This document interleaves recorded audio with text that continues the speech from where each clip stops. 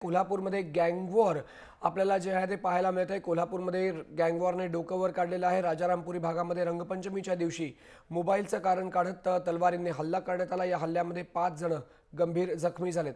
गुंड स्वप्नील तहसीलदार आणि कवाळे यांच्यातील पूर्व वैमनस्यातून हा गँगवॉर झाल्याचं समोर येतंय। राजारामपुरीतील मारुती मंदिर चौकामध्ये स्वप्नील तहसीलदार गँग आणि कवाळे गँग यांच्यामध्ये हाणामारी झाली।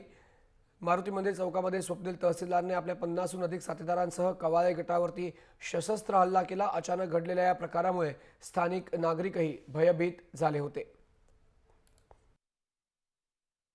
हॉटेल दक्कन या ठिकाणी दोन ग्रुप जेवायला बसले होते।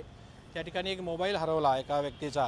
त्या मोबाईलच्या शोधण्यावरून त्याच्यामध्ये भांडणं झाली आणि त्याचं रिफरकेशन राजारामपुरी 12व्या गल्लीमध्ये भांडणं होण्यामध्ये झालेलं आहे।